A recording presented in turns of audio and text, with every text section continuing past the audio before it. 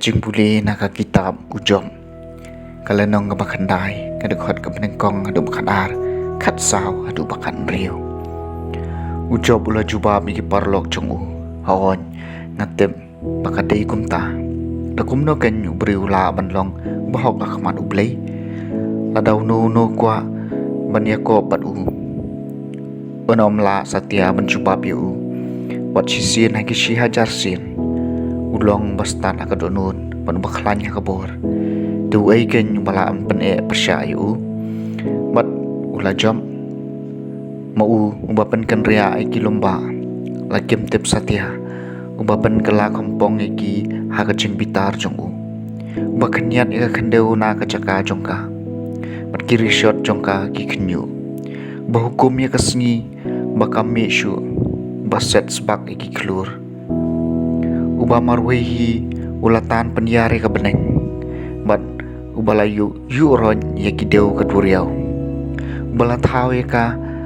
haraklur dingem pat orion yak Pleiades mat ki haraklur masyati ubale iki bakrau ki bapalan ya ka jishempang mat iki bapala panam la nyushu hakmi uyai na janjonga mat ngam yo iu uyai sayat mat ngam su thu iu hakmi uyai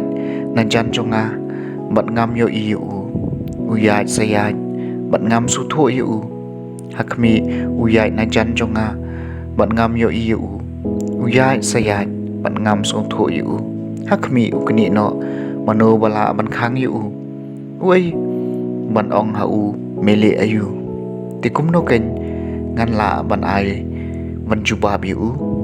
ban sei ki tien ban yania badu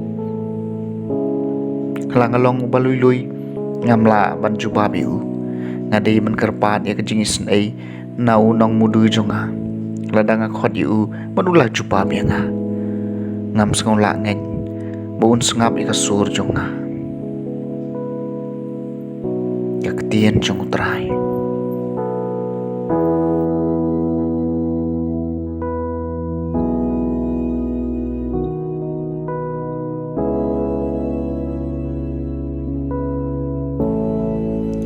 kajimpulian ang gospel bakhoy kat gumu Lukas kalenong kabakandai kadkhwat san punyew hadu riu puar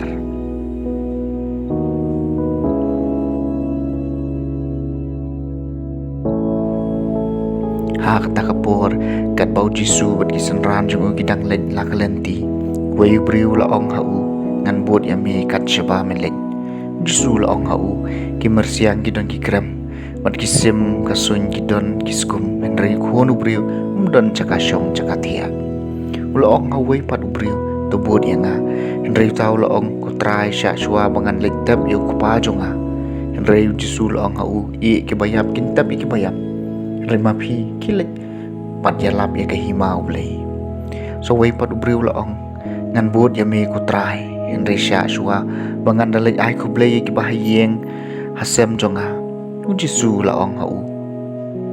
amdon ubriu babu ilaka keti hakalengkor bat ubakan tiang tien bat long bebet ya ki himau blay the gospel jong trai